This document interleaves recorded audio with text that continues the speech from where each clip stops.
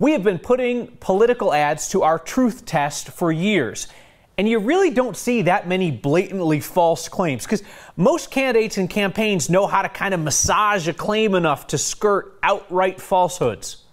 But Republican State Treasurer Walker Stapleton, he dares to be different as he runs for governor. Here's politics guy Brandon Ritteman.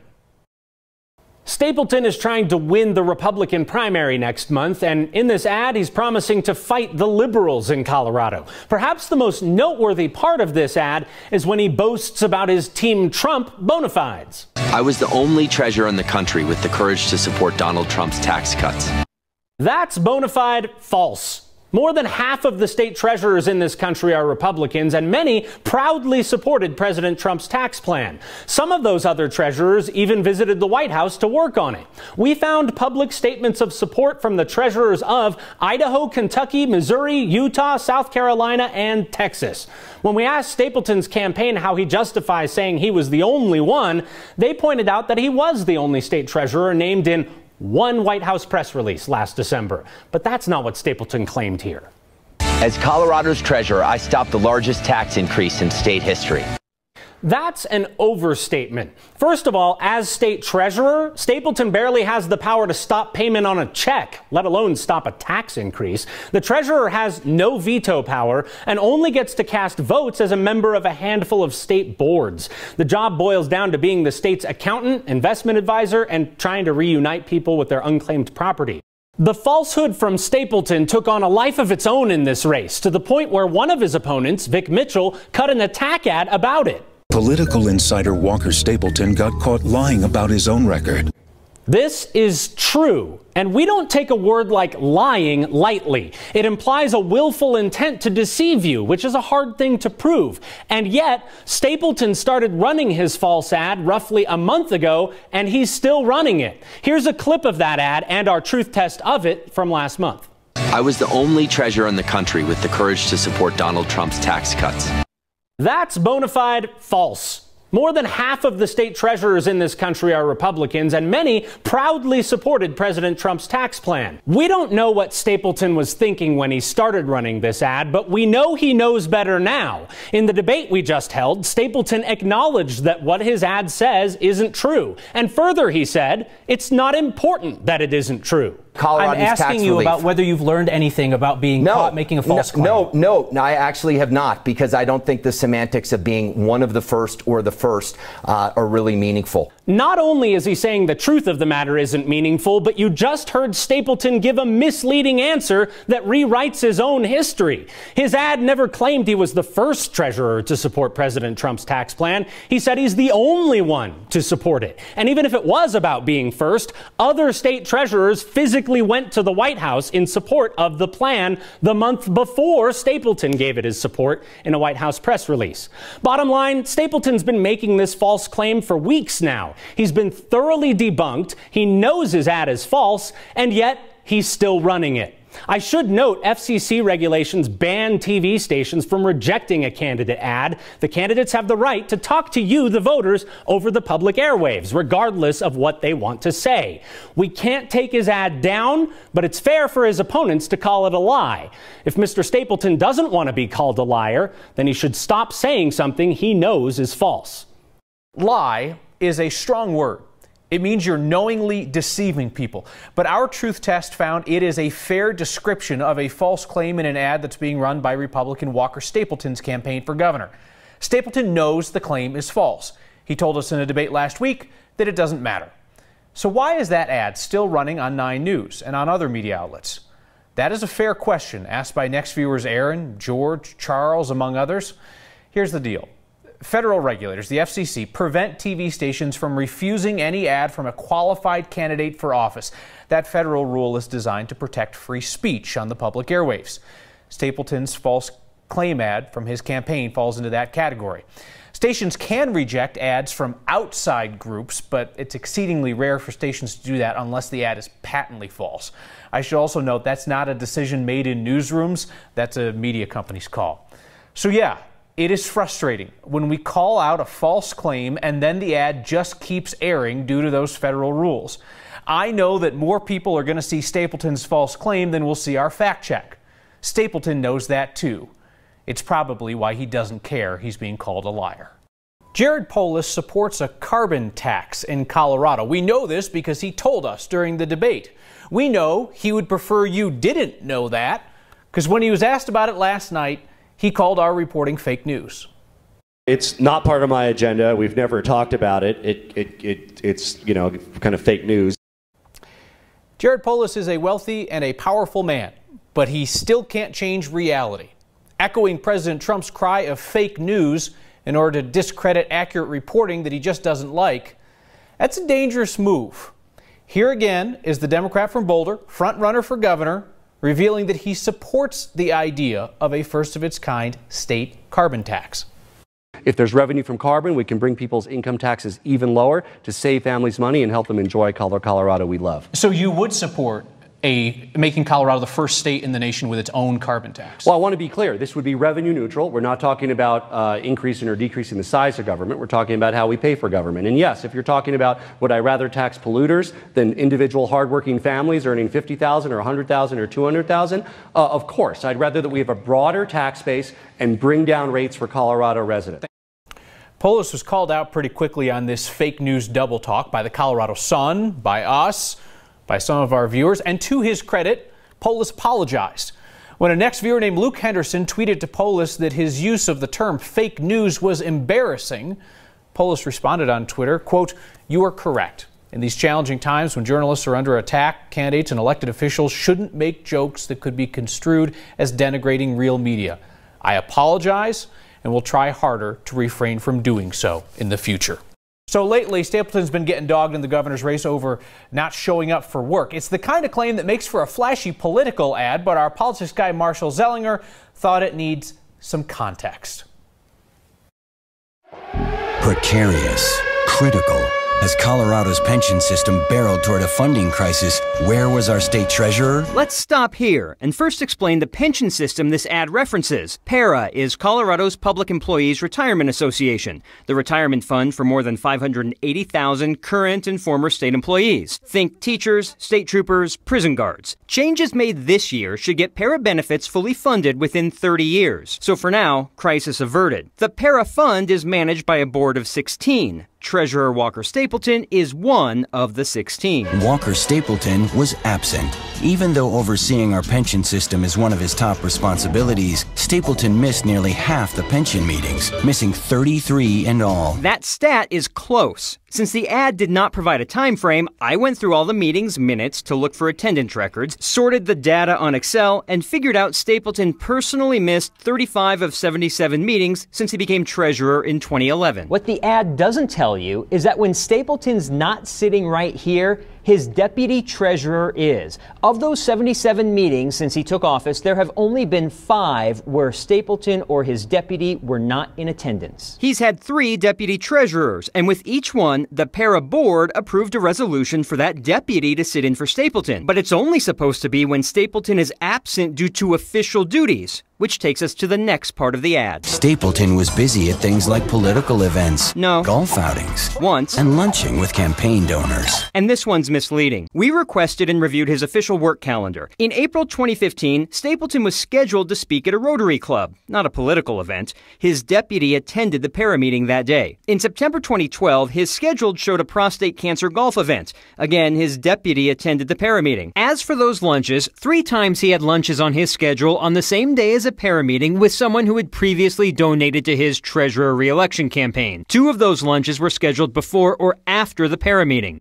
The Speaker of the Colorado House made a shocking claim on the floor of the legislature today, saying that Colorado's Capitol is cleaned at night by workers who are in this country illegally. Democratic Speaker Crisanta Duran of Denver was trying to shame Republicans who had criticized illegal immigration. Only Duran's claim is absolutely 100% false.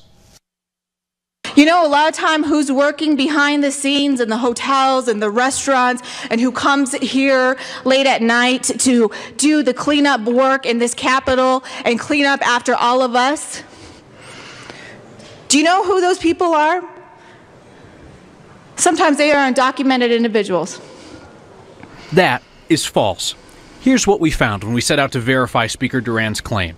The State Department of Personnel and Administration handles hiring and says that everyone who works at the Capitol has to complete a federal I-9 form, which is used to verify that they're legally allowed to work in the U.S. They are, quite literally, documented.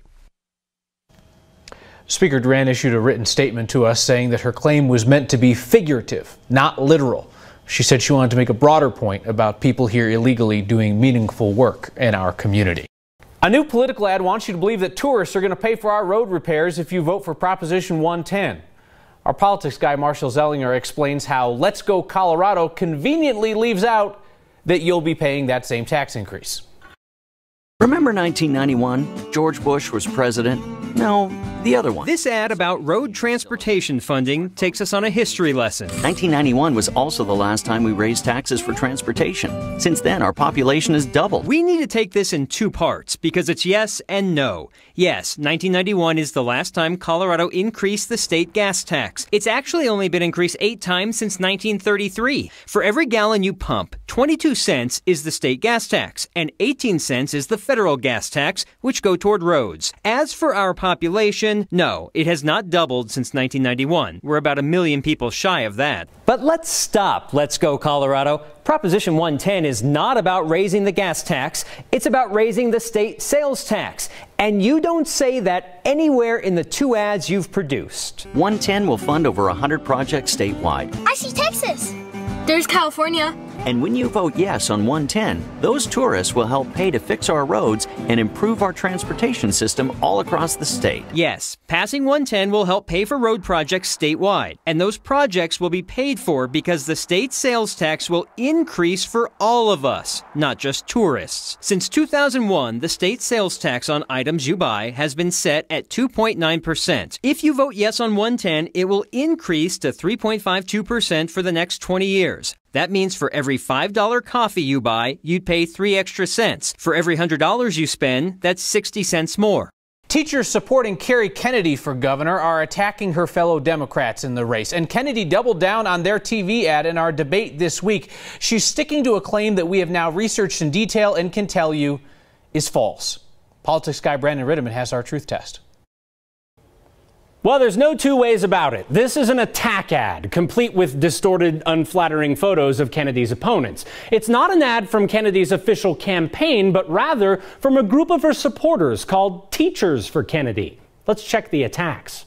Jared Polis supported a voucher program to take money out of public schools. And Mike Johnston, he pushed conservative anti-teacher laws that experts say hurt students.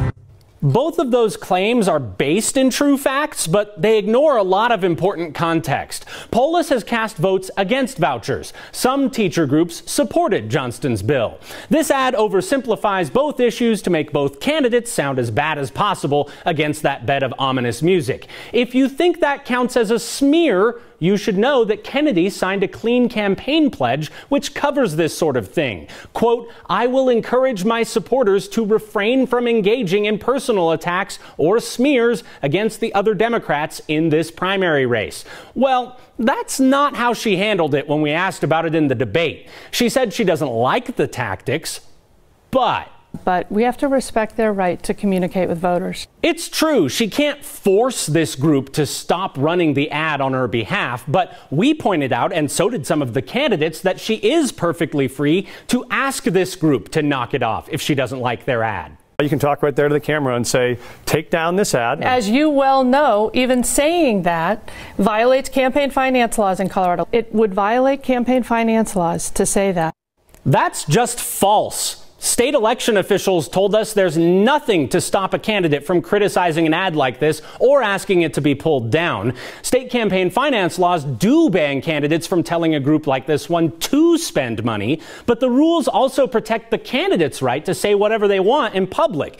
It only becomes coordination, according to the rule, if the candidate gives the group, quote, non-public information to guide what they do. The Kennedy campaign says their lawyer is giving them more conservative advice than that to avoid a challenge on this, but when we asked them to show an example of somebody ever getting in trouble in Colorado for criticizing an ad or asking it to be pulled down, they sent us none. There wasn't a single media outlet in Colorado willing to publish a misleading attack being pushed by supporters of Walker Stapleton. So a PAC backing Stapleton just fabricated a news headline, slapped a 9 News logo on it, and mailed it out to voters. It is a pathetic and desperate move by the group supporting Stapleton for governor. The 9 News logo on this mailer sits above a blaring headline falsely claiming that Jared Polis assaulted an employee. Actually, you know that we fact-checked that claim and explained how police and prosecutors decided that Polis was the victim in that 1999 case. Voters aren't fooled. They tipped us off to this misleading mailer. It comes from the pro-Stapleton group Better Colorado Now. It's run by Andy George, whose business partner is Stapleton's campaign manager. The pro-Stapleton folks were really mad when I debunked their assault smear. And you know, that's fine. We're adults. My job as a journalist is to tell the truth and stand by it. Their job is to take rich people's money, burn through it with misleading ads, and then whine about journalists when their candidate is still trailing in the polls. That's just how the game is played. It's also why we can't do a thing when they take a clip from our air and use it out of context in a TV ad. But at least then, political operatives aren't fabricating whole news headlines. This stuff from the pro-Stapleton folks, it is a special kind of desperate. Bashing journalists when it suits them, faking news headlines with our logo when they could use our credibility. They are so desperate for credibility at this point, I almost want to lend them a little. Almost. If it matters to you, Lily Stroop isn't even from Colorado. She's from Virginia. And also, she made an identical version of this ad for a congressman in Ohio. I'm really grateful Congressman Shabbat is helping pass bipartisan solutions to save lives. The same is true of this American Action Network ad that ran earlier this summer. Mike Kaufman is working with Republicans and Democrats to make a difference. Kelly Coker is from Ohio and made multiple versions of this ad. Call Congressman Kaufman. Call Congressman Katko. Call Congressman Fitzpatrick. And if you go to the American Action Network website, they're not even hiding it. They posted the scripts to these ads, which leave a blank for Member of Congress instead of a specific name. I don't want you to be distracted by one particular scene in Jared Polis's new campaign ad for governor. So he's packing a lunch for his son when he just tosses an unwrapped sandwich into the bag. Now, parents who have actually packed a child's lunch before will recoil in horror at the consequences of that error. But don't allow it to make you lose sight of the larger issue, whether Polis is in a position to deliver on the big policy promise he makes in the ad. Here's politics guy Brandon Ritteman with our latest truth test. Democrat Jared Polis cut an ad that features his son arguing that childcare is too expensive. If you're not sure how true that is, go find a parent and ask him. Polis is trying to sell you on the idea that he's the guy to fix that. That's why I'm running on a platform of bringing universal full-day preschool and kindergarten to every child in this state. Yeah, it's true this is part of Polis's platform, but what does that mean exactly? This is where more context comes in handy, so here's more. A vote for Jared Polis doesn't mean he can just up and do all this. In fact, we already have a governor who supports full-day kindergarten. He even signed a bill to offer it to everybody. But you, the voters, rejected the plan to pay for it. And it wasn't even close. Almost 2/3 voted against a state income tax increase back in 2013. It would have paid for full-day kindergarten and a bunch more increases to public school funding. Republican candidates today are campaigning on helping to defeat it back then. In the 5 years since, the legislature ran 9 different bills to pay for more full-day kindergarten, and all of those died. The point is, like so many children's sandwiches, the ideas of a governor aren't automatically in the bag. Bottom line, the same thing we tell you every presidential race applies at the state level too. Governors can push for things, but they don't have the power to just do anything they want. If political ads were completely honest, we might have to fill this show with some puppies. But you and I both know political ads start with a little bit of truth and then take a right turn. Our politics guy, Marshall Zellinger, is back with the truth test on the governor's race.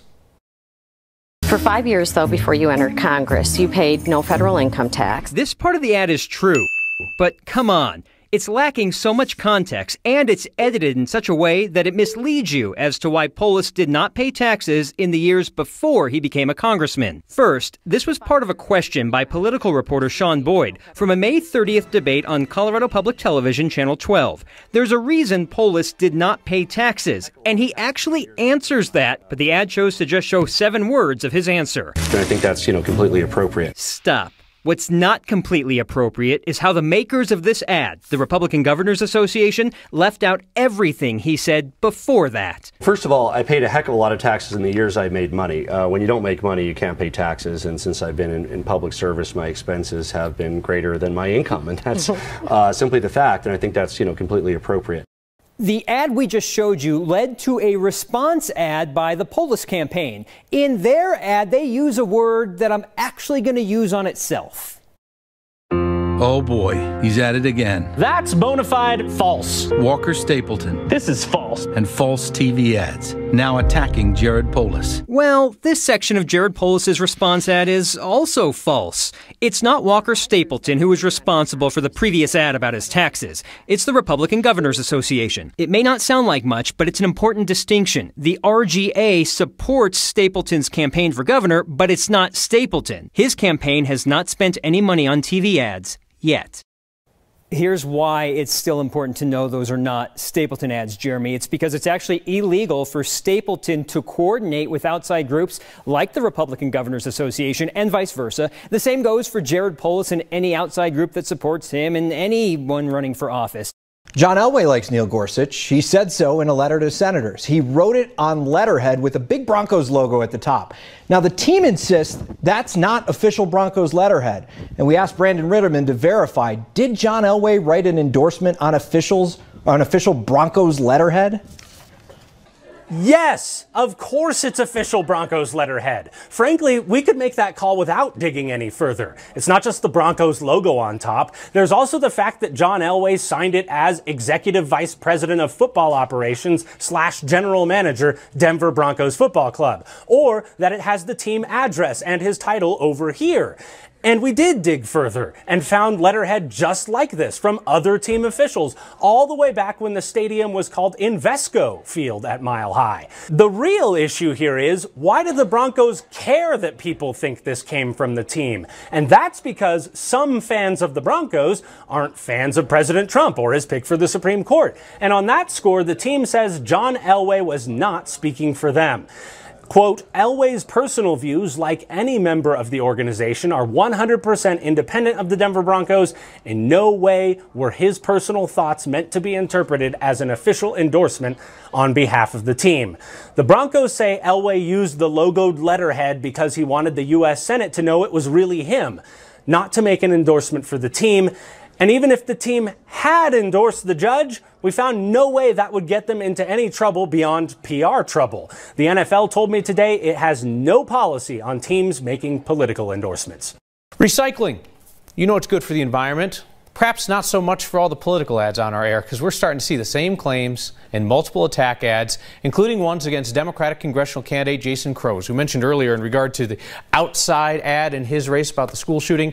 Crow is the guy who's challenging Congressman Mike Coffman. And our politics guy, Marshall Zellinger, is back to challenge the claims that are being rehashed.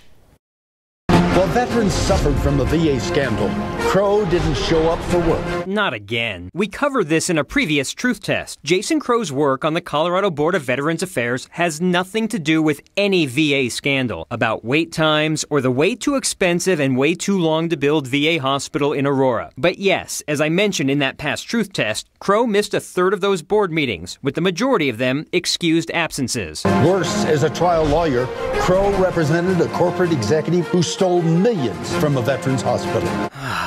Yes and no. Crow is listed as an attorney for 28 days of what was nearly a 2-year trial in Texas. But no, he did not really represent the defendant, Jonathan Saunders. Saunders pleaded guilty in 2015 and was sentenced to prison and pay $1.5 million for defrauding the VA. He gave the VA fraudulent information to get almost $2 million in work orders for projects he wouldn't have really qualified for. According to Crow's campaign staff, Crow worked for a law firm that assigned him the case. But documents show Crow was not admitted to practice law in the Western District of Texas, and within 1 month, long before the case got going, he was removed as counsel. Technically, he was picked to represent Saunders, but we checked with the clerk of that court, and Crow did not do anything on Saunders' behalf. If you base your votes on political ads alone, and we hope that you do not, you might think that Proposition 112 is a vote about churches. Remember that revved up reverend in the one ad? Or maybe you think it's about schools, because teachers are also on the air talking about Prop 112. Well, 112 is really about restricting oil and gas drilling. The pro-industry spending is focusing on the measure's impact elsewhere. So our Marshall Zellinger takes a look. As a teacher of economics and government, I take a hard look at elections and the impact on Colorado's economy. And in this one, I'm most concerned about Proposition 112.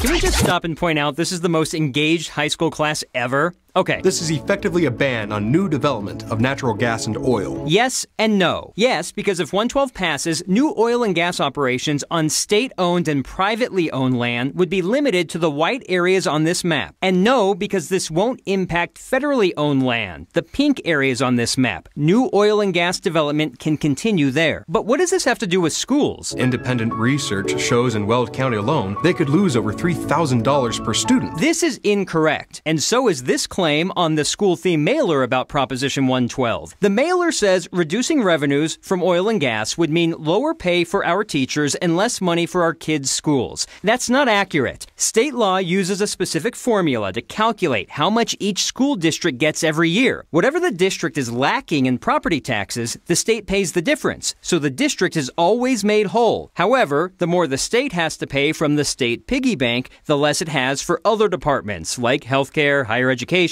human services, and even prisons.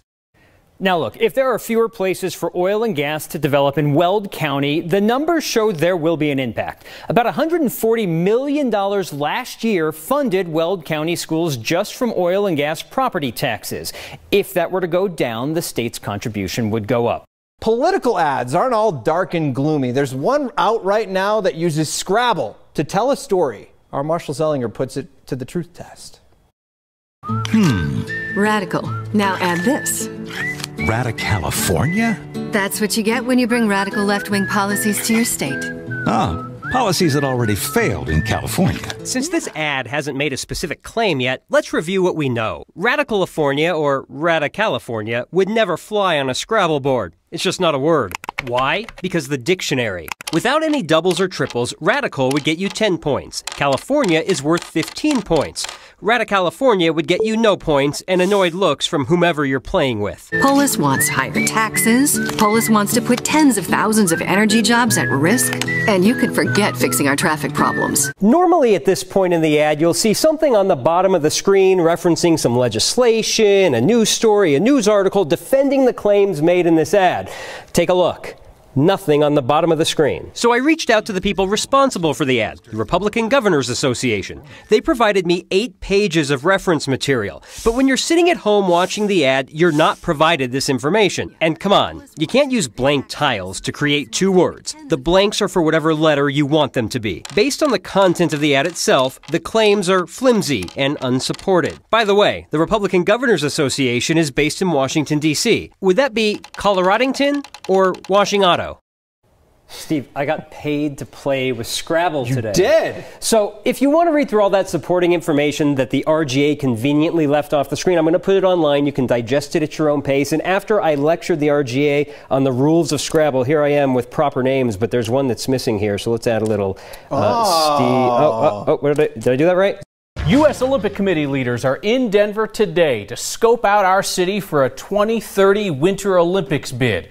They're meeting with the power players and the politicians. They're presumably looking at the venues, maybe getting a feel for Denver by watching a local newscast. Welcome. Bad news, USOC folks. Denver's mayor and Colorado's governor were at your closed-door meeting today, but our incoming governor wants to close the door on your Olympics. What better way to kick off our Polis's Promises series with him punting the Olympic bid? The way I look at it, these are like fun things for like millionaires and business people, but it leaves the rest of us with the debt and the price tag. If you look at every other place that's hosted the Olympics, it leaves a legacy of debt and underutilized infrastructure. I don't think we need it in Colorado, and I think it'll make things worse, not better. I will not, as a sitting governor, support bringing the Olympics to Colorado. The only carve out would be if somebody else pays for it, if there's some, billionaire that gives the state the money.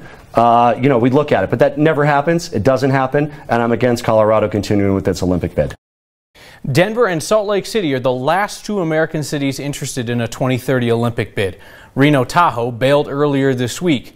It's pretty tough to see how the USOC could seriously consider a Denver bid at this point, because you got a governor coming in who's adamantly opposed, Plus, there's that citizen initiative in Denver that would put up a funding hurdle. It's gathering signatures right now.